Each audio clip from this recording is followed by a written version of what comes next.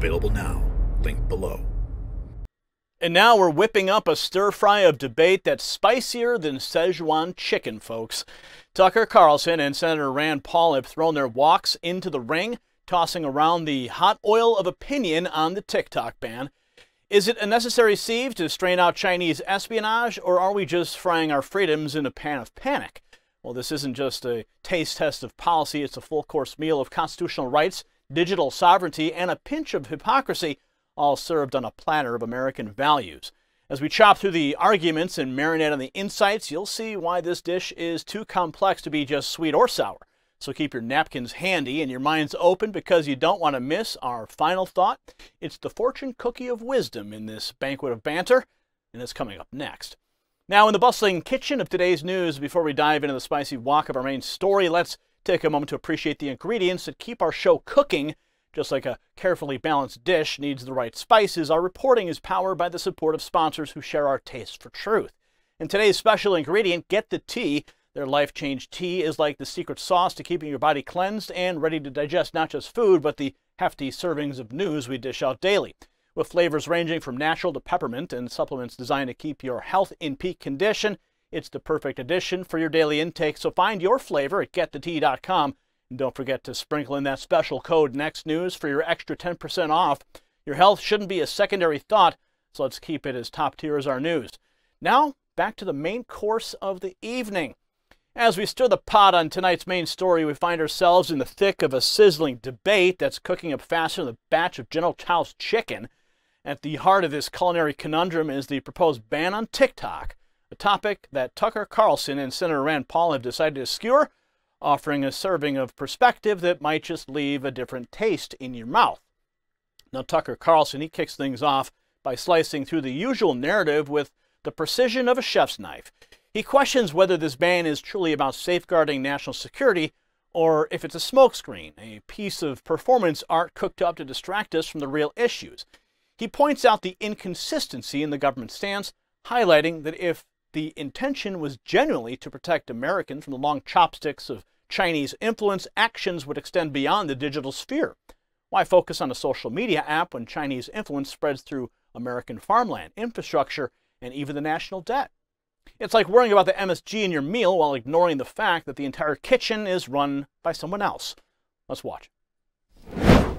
The majority of House Republicans, amazingly, just aligned with the Biden administration on one of its top priorities to ban the social media app TikTok. This amounts to the most far-reaching act of censorship in the history of the United States. It's an attack on the right of American citizens to receive their information from any source they choose. Most of us believe that was a fundamental right. But of course, almost no one in Washington will admit that that's happening. That's not at all what's going on, they tell us. No. Instead, they're framing what's very obviously censorship as an act of self-defense against a foreign adversary. And if that sounds familiar, it should be. It's the same rationale they used to spy on Donald Trump, among other things, once they designated him a tool of Russia. And as always, they're doing all of this in the bluntest, least restrained terms, because it's your fault, actually. Quote, voting against the bill is a vote for the Chinese Communist Party, proclaimed neocon Congressman Dan Crenshaw, the Nikki Haley of Texas. Quote, the opponents of this bill aren't defending free speech. They're defending Chinese access to American data and American minds. Not a good look. You're a bad American if you don't agree with me. The Nikki Haley of Texas.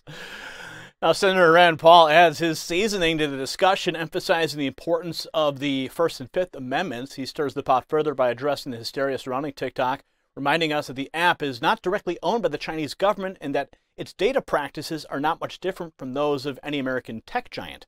To ban TikTok, he argues, is to indulge in a course of action that mirrors the very authoritarianism that we criticize. It's akin to banning beef and broccoli because you're worried about the nutritional content while ignoring every other item on the menu.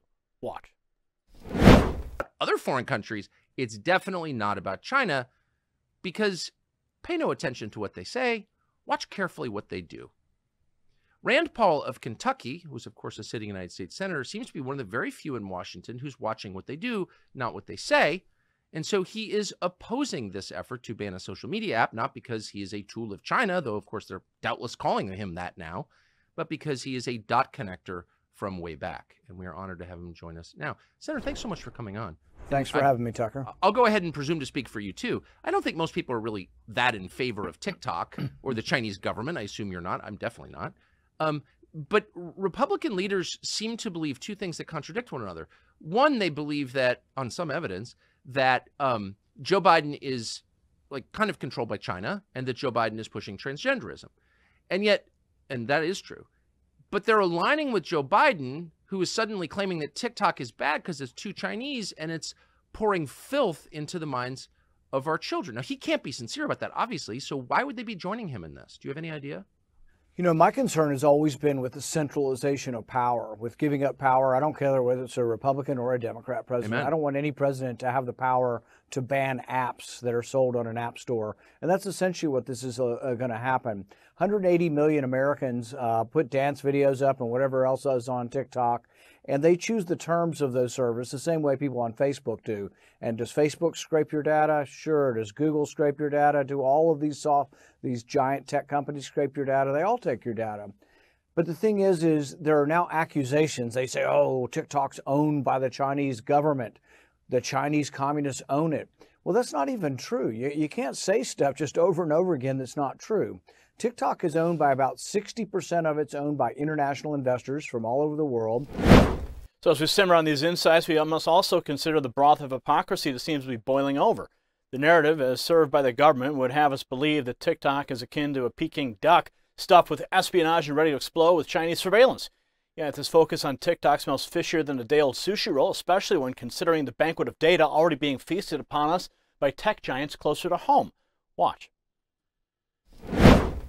But their argument doesn't even make sense. I mean, they're saying that TikTok is foreign controlled. I'm willing to believe that. And that they're spying on us. I definitely believe that. But Google and Facebook are spying on us on a much greater scale. And they're foreign controlled too. They're run by people who hate the United States. Demonstrably, they say so. So Google and Facebook are not a threat, but TikTok is? So if you're making that case, like, I know you're lying immediately. Right.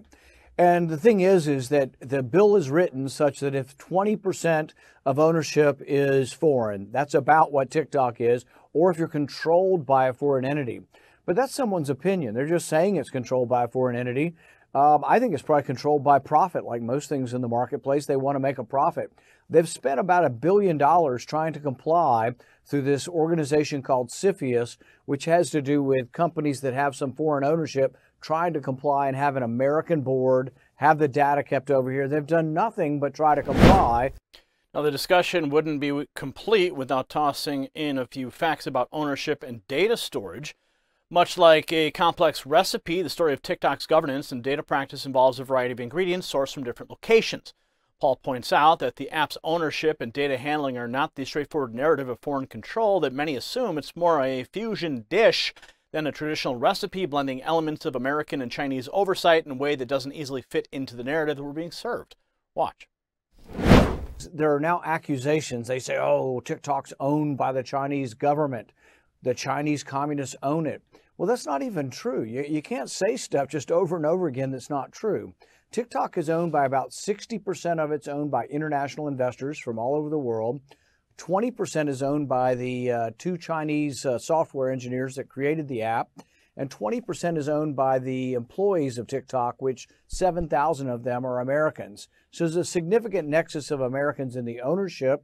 And then there's a significant nexus of Americans using this. And they say, oh, well, the Chinese government owns it. It's just frankly not true. Now, the company that owns TikTok also owns something like TikTok that is censored, and the Chinese let that be broadcast throughout China. The Chinese government does have a member of the board. It's called Douyin. It's the Chinese TikTok. But they don't have a member of the board of ByteDance. They don't control ByteDance, and the data is now kept in Oracle Cloud, centered in Texas. So as we prepare to plate this discussion, let's not forget the overarching theme of freedom that seasons the entire debate. The proposal to ban TikTok isn't just about the app itself, it's about what such a move says about our appetite for control over choice, for censorship over freedom. It's a test of our values, a question of how much we're willing to let fear dictate our diet of information and expression. Now, this narrative, seasoned with the insights of Tucker Carlson and Rand Paul, offers more than just food for thought. It presents a banquet of questions about our priorities, our freedoms, and the kind of digital and real-world environment we want to cultivate. As we digest this feast of ideas, we must consider what we value more: the illusion of security served on a platter of censorship, or a robust meal of freedom, even if it comes with a side of risk. If you got value from this report, tap subscribe. My final thought is next.